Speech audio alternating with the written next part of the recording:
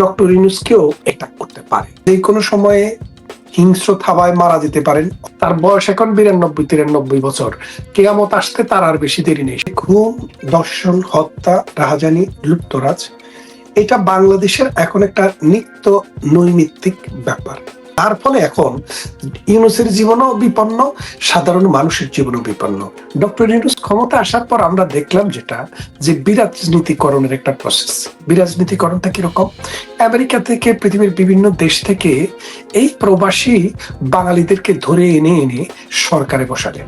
বসিয়ে তারা তাদের নিজস্ব স্বার্থ চরিতার্থ করার জন্য, একটা এজেন্ডা বাস্তবায়ন করার জন্য বাংলাদেশের যে অল্প স্বল্প যে সম্পদ আছে সেই সম্পদগুলো বিদেশিদের হাতে বিলিয়ে দেওয়ার জন্য, এবং কেয়ামত পর্যন্ত, অর্থাৎ কেয়ামত, জসীমউদ্দিনে বলেছে না, আমার জীবনের রোজ কেয়ামত, যে যেদিন মারা যায় সেদিনে তার জন্য কেয়ামত।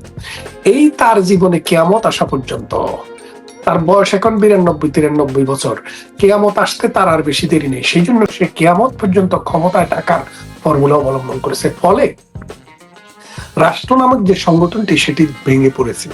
এখন এই রাষ্ট্র না থাকার কারণে এখন কিন্তু বাংলাদেশ এটা আর রাষ্ট্র না, এটা একটা ভেঙে পড়া জনপদ। এই জনপদে এখন দেখেন, এরা মানুষকে জীবন্ত অবস্থায় গায়ের মধ্যে আগুন লাগিয়ে ঝুলিয়ে হত্যা করা হয়। পৈশাসিকতা কাকে বলে? আপনি হবসের নাম শুনেছেন। হবস বলেছিলেন যে মানুষ স্বভাবতই হিংস্র, মানুষ স্বভাবতই সৎ, নিচু, এবং মানুষ স্বভাবতই জঘন্য। এই হিংস্র, এই নিচু, এই দানবীয় মানুষকে যেটা রক্ষা করে, যেটা মানুষকে মানুষ হিসেবে মানবিক সত্তায় রূপান্তর করে, সেটা হলো আইন, নীতি এবং নৈতিকতা। এই নীতি, নৈতিকতা, আইন একটা রাষ্ট্রের ফ্রেমওয়ার্কে থাকে।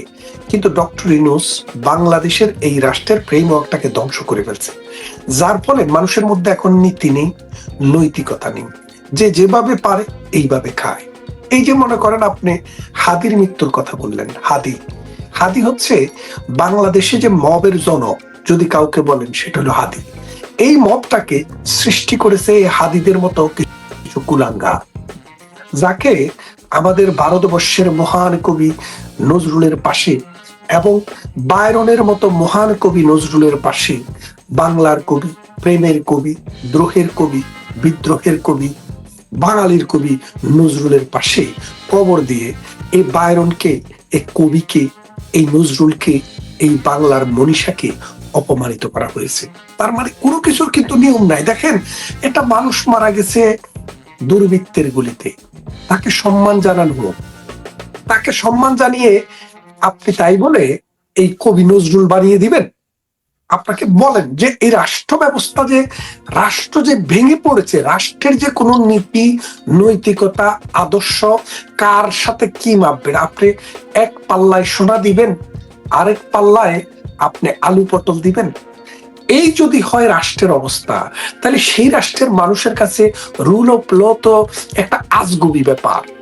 যে যেভাবে পারে বড়লোক হবে, যে যেভাবে পারে খাবে, যে যাকে পারে মাছ নেয়, যেটাকে বলে ছোট মাছ বড় মাছকে খেয়ে ফেলবে। এখন 1971 সালে মহান মুক্তি সংগ্রামের মাধ্যমে আমরা একটি স্বাধীন জাতি, একটি স্বাধীন দেশ, একটি মানচিত্র পেয়েছি, একটি পতাকা পেয়েছি।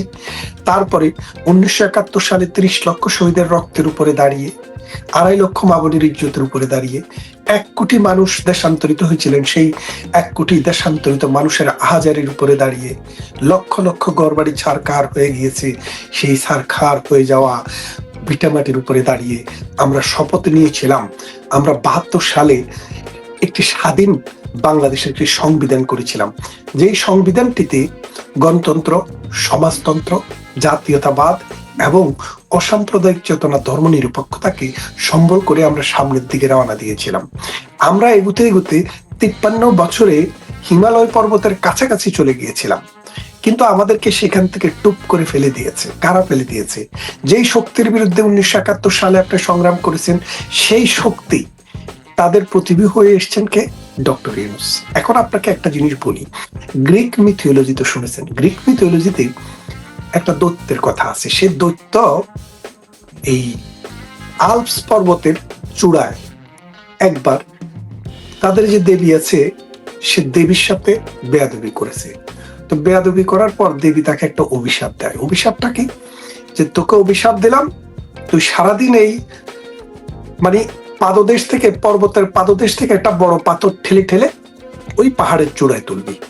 তো দৈত্য এরকম যখন একটা এই পেলেন, মানে অভিশাপ পেলেন, তখন বললেন যে দেবী, আমি এটা তুলতে তো আমার অনেক কষ্ট হবে, তা আমার তো ঘামে চোখ মুখ ভিজে যাবে, তো আমি কি একটু ঘাম মোছার সুযোগ পাবে না? পাবি। পর্বতটা যখন পাহাড়ের চূড়ার কাছে যাবি তখন তুই একটু ঘাম মুছতে পারবি। তো সে পর্বতটা উপরের দিকে এই পাথরটাকে ঠেলে ঠেলে ঠেলে ঠেলে একদম চূড়ায় তুলে যখন ঘামে তার চোখ মুখ ভিজে যায়, তখন সে এই দুই হাত দিয়ে এইভাবে ঘাম মুছতে যায়, তখন পাথরটা ফট করে আবার নিচে পড়ে যায়। তো সে আবার ঠেলে ঠেলে পাথর চূড়ায় তোলে, আবার সে ঘাম মুছতে যায়, আবার পাথরটা পড়ে যায়। আমরা এই বাঙালিরা, আপনি যদি 3000 বছরের ইতিহাসের দিকে তাকিয়ে দেখেন, এই বাঙালি একটা স্বতন্ত্র জাতি। তাদের ভাষা আছে, সংস্কৃতি আছে, তাদের ইতিহাস আছে, সাহিত্য আছে। এরা সিন্ধু সভ্যতার মানুষ ছিল। পৃথিবীর মানুষ যখন ল্যাংটা চলে, পৃথিবীর মানুষ যখন কাপড়ের ব্যবহার শিখে নেয়, তারও আগে এই ভারতবর্ষের এই বাংলার মানুষ কিন্তু কাপড়ের ব্যবহার শিখেছে। এই বাংলার সুজলা সুফলা শস্য শ্যামলা নদীমাতৃক দেশের মানুষ ফসল উৎপাদন শিখেছে। সেই মানুষ যখনই চেষ্টা করেছে একটা স্বাধীনতার জন্য, বারবার মির্জাপুর এসে হানা দিয়েছে। এই যে মনে করেন 1757 সালে বাঙালি যখন এই বাংলা বিহার উড়িষ্যাকে তরতর করে উপরের দিকে নিয়ে যাচ্ছে, তখন জন্ম নিল এক নতুন লোক, তার নাম মির্জাফর। সে 170 বছরের জন্য বাংলাকে ব্রিটিশের হাতে তুলে দিল। ঠিক তেমনি এই 2024-এ যদি দেখেন যে সমাজে, রাষ্ট্রে যখন রুল অফ লটা কলাপস করে, তখন কিন্তু আপনি কিন্তু নিজের জীবনেরও আর নিরাপত্তা পাবেন না। ডক্টর ইউনূস ক্ষমতা আসার পর 1971 সালে যে পরাজিত শক্তি, মৌলবাদী যে গোষ্ঠী, এই গোষ্ঠীকে আশকারা দিয়েছে। তার ক্ষমতার সোপান হিসেবে তিনি এই মৌলবাদীদেরকে ব্যবহার করেছে। দেখেন তারা কি করেছে, তারা বাউলদের উপর আক্রমণ করেছে, তারা মানুষকে জিন্দা মানে মুর্দা মানুষকে কবর থেকে তুলে পুড়িয়ে দিয়েছে। বাংলাদেশের স্বাধীনতার সোপান, বাংলাদেশের স্বাধীনতার স্মারক 32 নম্বরকে দিনের পর দিন বুলডেজার দিয়ে গুড়িয়ে দিয়েছে। বাংলাদেশ আওয়ামী লীগের যে দপ্তর, সেই দপ্তরটিকে দিনের পর দিন গুড়িয়ে দেওয়া হয়েছে। 47 জন মন্ত্রীর বাড়িতে ঘোষণা দিয়ে একসাথে মব রাষ্ট্রের সহযোগিতায়, রাষ্ট্রের কি বলে যে বুলডেজার নিয়ে বাড়ি ভেঙেছে। তো এখন রাষ্ট্র যখন সন্ত্রাসকে, চাঁদাবাজকে, দুর্নীতিকে স্পন্সর করবে, রাষ্ট্র যখন এইরকম নৈরাজ্যকে স্পন্সর করবে, তখন জনগণের কাছে মনে হবে এটাই তো স্বাভাবিক। একজনকে মায়েরা যদি আমি তার জায়গা দখল করতে পারি, তাকে হত্যা করে যদি তার ব্যবসা দখল করতে পারি। আপনি দেখেন গার্মেন্টস গুলা, প্রায় 200-র উপরে গার্মেন্টস বন্ধ। কেন বন্ধ? এই মবের কারণে বন্ধ।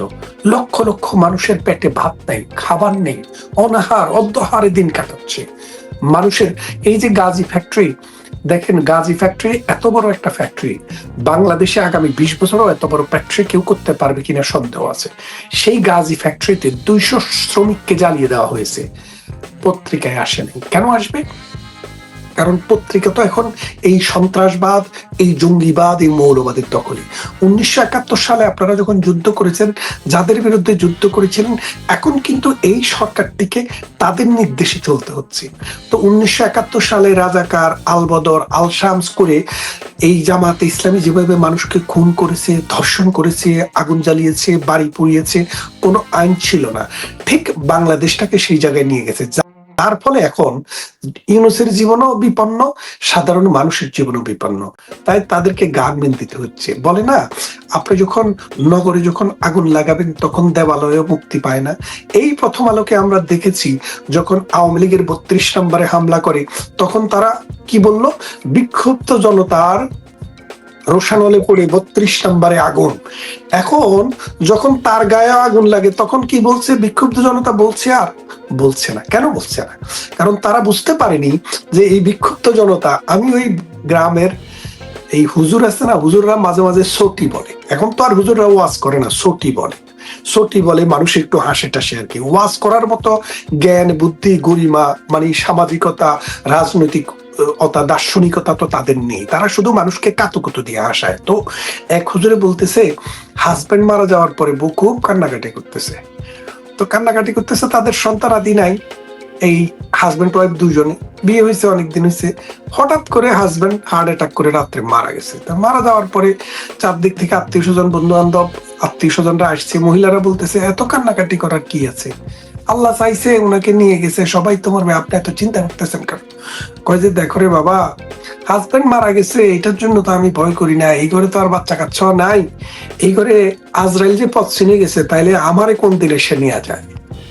মানে জামাইয়ের জন্য কাঁদে না, আজরাইলে যে পথ চিনে গেছে সেই জন্য কাঁদে।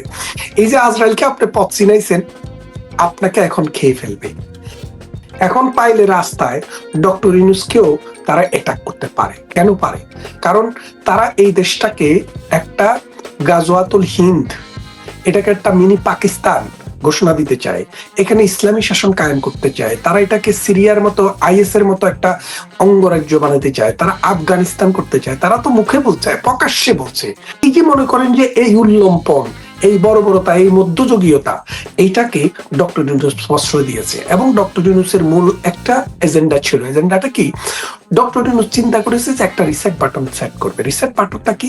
বাংলাদেশের 1971 সালে প্রগতির দিকে আগাইছিল। বাংলাদেশ ধর্মমুখিতার কাছ থেকে প্রগতিমুখী হয়েছিল। ধর্ম মানুষের আত্মায় ছিল, মানুষ জীবনে ধর্মের আচার ব্যবহার মানুষের মধ্যে সবসময় ছিল, এখনো আছে। এই বাংলার মাটি ধর্মের জন্য উর্বর। সুতরাং আপনি চাইলে বা না চাইলেও এখানে ধর্মের ব্যবস্থা থাকবে। কিন্তু ডক্টর ইউনূস চেয়েছে ধর্ম দিয়েই রাষ্ট্র তৈরি করবে, ধর্মের ভিত্তিতে রাষ্ট্র হবে। নিজে কোনোদিন ধর্ম পালন করে না, অথচ এই ধর্মান্ধ লোকদেরকে, এই যে দেখেন গতকাল এই যে ঢাকার অদূরে কেরানীগঞ্জে এখানে একটি মাদ্রাসার মধ্যে বোমা বিস্ফোরণ হলো। এটা মাদ্রাসা, তাও নুরানি টাইপের মাদ্রাসা। এই মাদ্রাসার ভিতরে বোমা বিস্ফোরণের কারণ কি বলেন তো? এই মাদ্রাসার মধ্যে আসলে এটা ফ্যাক্টরি ছিল। এটা কিসের ফ্যাক্টরি? বোমা তৈরির ফ্যাক্টরি। এই যে নাবালক শিশুরা আছে না, এতিম শিশুরা আছে না, এদেরকে ব্যবহার করে করে, এই নাবালক শিশুদেরকে ব্যবহার করে করে এখান থেকে বোমাগুলা বিভিন্ন জায়গায় সরবরাহ করা হয়। বাংলাদেশে আপনি কখনো শুনেছেন কোন স্কুলে বোমা বিস্ফোরণ হয়েছে? হয় নাই। কিন্তু মাদ্রাসাতে বোমা বিস্ফোরণের ঘটনা এটা প্রথম না। আপনি জানেন চিটাগংয়ের লালখান বাজার একটা মাদ্রাসা আছে, ওই মুফতি এজাহারের পুত্র হারুন এজাহারের। ওটাতে আমার জীবদ্দশায় 3বার বোমা বিস্ফোরণ হতে শুনেছি। কারণ বোমা বানাতে গেলে তো একটা দুর্ঘটনা তো হবে। তারা আফগানিস্তানে যায় যুদ্ধ করেছে। এই আফগান ফেরত জঙ্গিরা বোমা বানানোর মানে কলা কৌশল শিখছে। এখন এই যে মনে করেন মানুষকে আপনি কবর থেকে তুলে জ্বালিয়ে ফেলবেন, বাউলরা গান করলে তাকে গান করতে দেবেন না। গতকাল এই আপনার ফরিদপুরে দেখেছেন, জেলা স্কুলের 185 বছরের পূর্তি উপলক্ষে নগর বাউল জেমস, যিনি লাল পতাকা ধারণ করেছিলেন কখন? ওই 24 জুলাই আন্দোলনে। এখন তাকেও সেখান থেকে প্রোগ্রাম না করে ফিরে আসতে হয়েছে।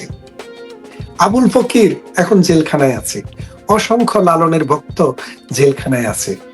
মানুষকে রাস্তায় দৌড়ে দৌড়ে মানে কিভাবে হেনস্থা করা হচ্ছে আপনি দেখেন। অর্থাৎ একটা জনপদ 53 বছরে তিল তিল করে যে জনপদটাকে বঙ্গবন্ধু শেখ মুজিবুর রহমান, পরে জিয়াউর রহমান, পরে খালেদা জিয়া, এরশাদ, শেখ হাসিনা, এরা সবাই মিলে যে জায়গায় নিয়ে এসেছিল, আপনি যদি দেখেন বাংলাদেশ পাকিস্তানের সাথে যদি তুলনা করেন, 1 পাউন্ড বাংলাদেশের, এই ব্রিটেনের 1 পাউন্ড সমান বাংলাদেশে 160 টাকা।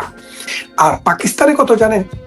385 টাকা। তাহলে বোঝেন বাংলাদেশের একটা টাকা কিনতে পাকিস্তান 2.5 রুপি ব্যয় করতে হয়। তার মানে আমাদের চাইতেও পাকিস্তানের জন্মের বয়স হচ্ছে 80 বছর, আর আমাদের বয়স হচ্ছে 53-54 বছর।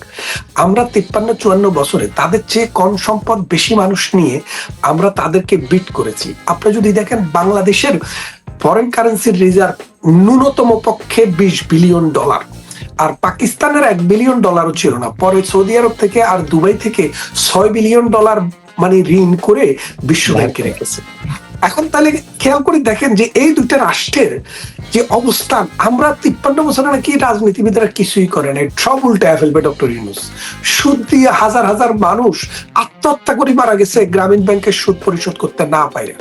আপনি খেয়াল করে দেখেন ডক্টর ইউনূসকে শান্তিতে নোবেল দেওয়া হয়েছে, বলেন তো পৃথিবীতে কোথায় সে শান্তি কায়েম করছে? বাংলাদেশকে কোথায় সে ধনী বানাইছে? বাংলাদেশের মানুষের কাছ থেকে এই যে মনে করেন এটা চ্যারিটি স্ট্যাটাস, 29% সুদ, গ্রামীণ ব্যাংকের চাইতে বেশি সুদ পৃথিবীর আল্লাহর জমিনে আর কোথাও নাই। এখানে সুদ দিয়ে মানুষের কাছ থেকে টাকা দিয়ে সুদ আদায় করে লাভ করে, আর কি চ্যারিটি স্ট্যাটাস নিয়ে সে ট্যাক্স দেবে না।